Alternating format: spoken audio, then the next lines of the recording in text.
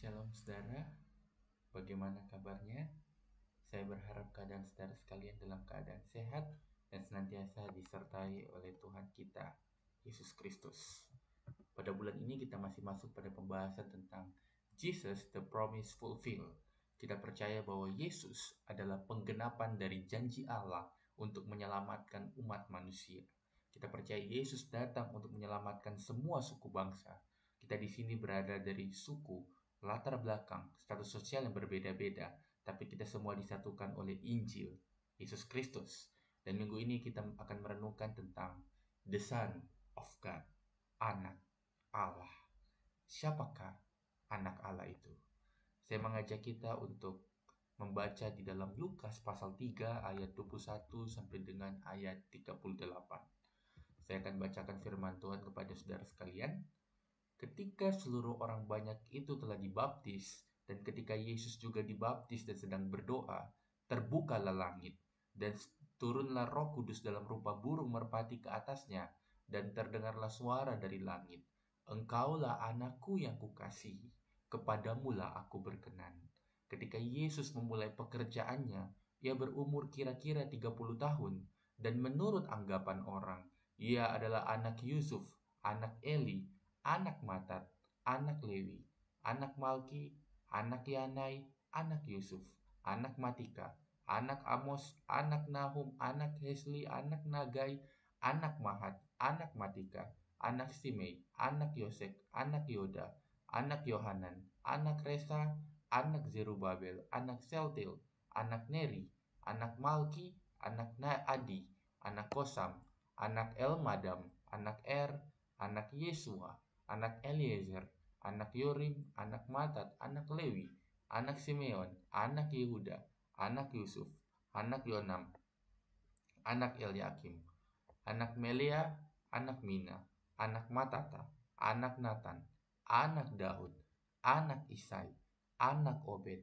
anak Boas, anak Salmon, anak Nahson, anak Aminadab, anak Admin, anak Arni, anak Hezron, anak Peres, anak Yehuda, anak Yakub, anak Ishak, anak Abraham, anak Tera, anak Nahor, anak Serug, anak Rehu, anak Peleg, anak Eber, anak Salmon, anak Kenan, anak Arpaksad, anak Sem, anak Nu, anak Lamek, anak Metusalah, anak Henok, anak Yared, anak Mahalaleel, anak Kenan, anak Enos, anak Set, anak Adam, anak Allah.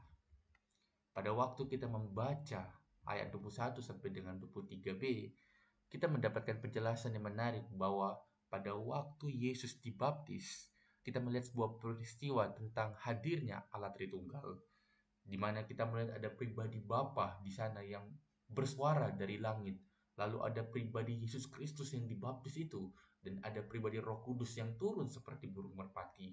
Kita melihat sebuah relasi Allah Tritunggal yang begitu indah di dalam kisah tentang pembaptisan Yesus.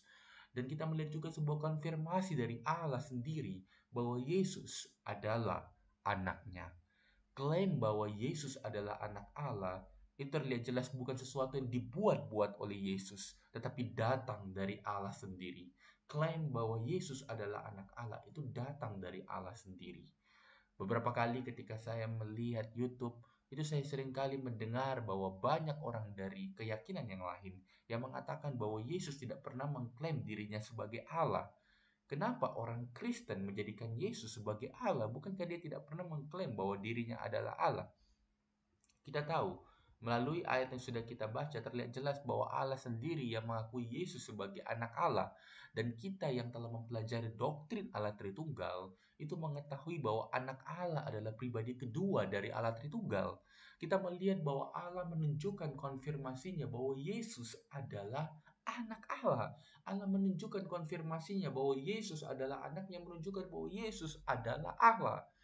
Nah, di situ kita melihat sebuah adegan, sebuah penjelasan yang menarik, sebuah kisah yang menarik yang menjelaskan kepada kita bagaimana Allah itu mengkonfirmasi tentang siapa Yesus, tentang identitas dari Yesus. Selanjutnya, ketika kita membaca ayat 23c sampai dengan ayat 38, mungkin kita merasa ini adalah ayat-ayat yang membosankan. karena hanya berbicara tentang silsilah Yesus. Perlu digarisbawahi bahwa silsilah adalah sesuatu yang sangat penting. Saya teringat saya pernah menonton sebuah serial TV berjudul The Lord of the Rings pada tahun 2022. Nah, dalam TV series itu ditunjukkan sebuah kejadian di mana seorang elf itu membongkar penipuan yang dilakukan oleh sosok jahat bernama Sauron. Jadi Sauron ini menyamar menjadi sebuah raja dari selatan, seorang raja dari selatan, dan dia menggunakan lambang dari Raja Selatan. Tetapi pada waktu elf ini mencari di dalam buku yang menyatakan sebuah riwayat tentang Raja Selatan, rupanya nama Sauron itu rupanya nama dari Raja Selatan yang disebutkan itu tidak ada. Nah, sehingga di situ elf ini mengetahui bahwa Raja Selatan yang sekarang ini bersama-sama dengan dia itu bukanlah Raja Selatan yang sesungguhnya. Dan pada waktu dia bertanya, orang itu pun ketahuan bahwa dia adalah Sauron, sang penyihir jahat. Jadi silsilah bermanfaat untuk membongkar ketidakbenaran atau ketidakjujuran karena sebuah fakta historis, karena sebuah fakta sejarah. Begitu pula ketika kita melihat silsilah Yesus, silsilah ini menunjukkan kepada kita bahwa Yesus betul-betul memiliki hubungan kekeluargaan dengan Daud maupun Abraham. Dengan demikian janji yang disampaikan Tuhan kepada Abraham bahwa oleh keturunanmu semua bangsa di bumi akan mendapat berkat, yang menurut seorang teolog bernama Walter Kaiser, maksud dari keturunanmu itu bukan bentuk jamak tapi tunggal, yang seolah menunjukkan bahwa itu mengarah kepada Yesus Kristus yang akan menjadi berkat bagi seluruh bangsa. Dan janji Tuhan kepada Daud, Tuhan telah berfirman kepada Tuhanku, duduklah di sebelah kananku sampai kubuat musuh-musuhmu menjadi tumpuan kakimu.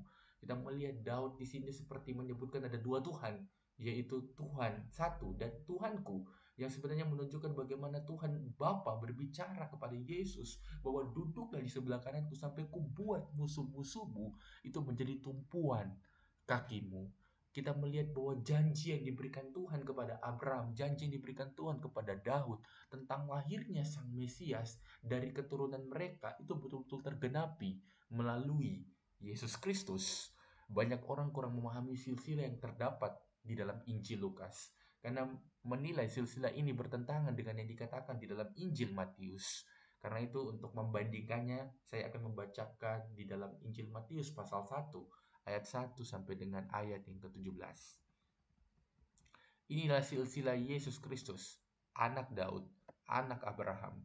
Abraham memperanakan Ishak, Ishak memperanakan Yakub, Yakub memperanakan Yehuda dan saudara-saudaranya, Yehuda memperanakan Peres dan Zera dari Tamar, Peres memperanakan Hezron, Hezron memperanakan Ram, Ram memperanakan Aminadab, Aminadab memperanakan Nahason, Nahason memperanakan Salmon, Salmon memperanakan Boas dari Rahab, Boas memperanakan Obed dari Rut, Obed memperanakan Isai, Isai memperanakan Raja Daud, Daud memperanakan Salomo dari istri Uria, Salomo memperanakan Rehabeam, Rehabeam memperanakan Abia, Abia memperanakan Asa, Asa memperanakan Yosafat, Yosafat memperanakan Yoram, Yoram memperanakan Uzia, Uzia memperanakan Yotam, Yotam memperanakan Ahas, Ahas memperanakan Hizkia, Hizkia memperanakan Manasye, Manasye memperanakan Amon, Amon memperanakan Yosia, Yosia memperanakan Yekonya dan saudara-saudaranya pada waktu pembuangan ke Babel.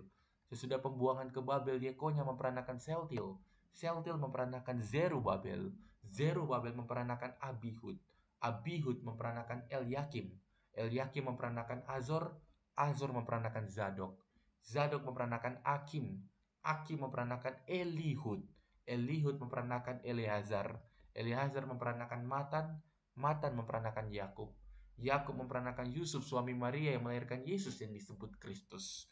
Jadi seluruhnya ada 14 keturunan dari Abraham sampai Daud, 14 keturunan dari Daud sampai pembuangan ke Babel, dan 14 keturunan dari pembuangan ke Babel sampai Kristus. Amin. Nah, kalau kita memperhatikan Injil Lukas dan Injil Matius, kita melihat seperti ada sebuah perbedaan. Kok di Injil Lukas dikatakan bahwa Yusuf adalah anak Eli, sedangkan di Injil Matius dikatakan bahwa Yusuf adalah anak Yakub? Mana yang betul? Mungkin kita mempertanyakan mana yang benar di antara kedua ini. Mana yang betul di antara kedua ini? Apakah Alkitab yang kita miliki salah? Apakah Alkitab yang kita miliki telah diubah seperti yang dikatakan oleh orang-orang dari keyakinan yang berbeda? Saya ingin katakan, tidak ada kesalahan. Kita perlu melihat bahwa garis keturunan atau genealogi yang disampaikan Injil Matius itu berasal dari Yusuf, ayah Yesus. Sedangkan garis keturunan atau genealogi yang disampaikan Injil Lukas itu berasal dari Maria. Dan perlu diketahui bahwa pada zaman tersebut, tindakan adopsi itu merupakan tindakan yang sangat wajar terjadi. Pada waktu Yusuf dan Maria itu bertunangan, seperti yang sudah pernah saya sampaikan bahwa bertunangan itu sebenarnya mirip seperti menikah.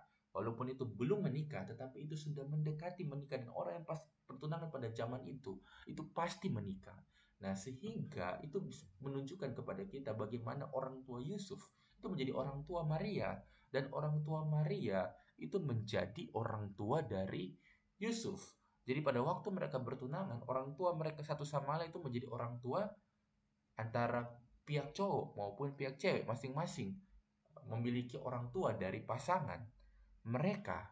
Nah, jadi bisa dikatakan bahwa Eli adalah orang tua angkat dari Yusuf karena pertunangannya dengan Maria. Dan di sini kita bisa melihat bahwa tidak adanya kontradiksi di antara dua Injil ini. Ketika kita memahami konsep ini, konsep yang lazim pada zaman itu, maka kita bisa memahami kedua teks ini yang sebenarnya tidak bertentangan.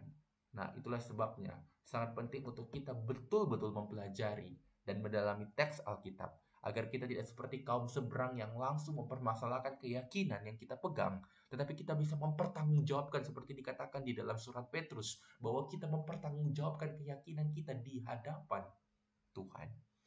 Nah, dari silsilah ini kita melihat bagaimana Tuhan itu betul-betul menggenapi janjinya bagi dunia untuk keselamatan umat manusia. Tuhan tidak hanya sekedar ngomong saja, tetapi dia menggenapi apa yang dikatakannya. Tuhan memastikan rancangan keselamatannya bagi manusia melalui anaknya yang lahir dalam dunia, memiliki natur kemanusiaan yang penuh dengan ketidaksempurnaan, disaksikan oleh dunia, dan karena kasihnya yang begitu besar bagi dunia seperti Yohanes 3:16, Allah rela memberikan anaknya Yesus Kristus untuk menjadi korban penebusan bagi kita, sehingga kita pun menerima keselamatan, kita pun menerima anugerah keselamatan, kita menerima anugerah yang membuat kita bisa menjadi anak Allah karena Yesus Kristus. Jadi Yesus Kristus adalah anak tunggal Allah, tetapi karena kematian dan pengorbanan Kristus itu, kita yang bukan anak Allah, kita yang pendosa, kita yang adalah orang-orang yang mengikuti iblis diadopsi oleh Allah menjadi anak Allah karena Yesus yang menggantikan kita.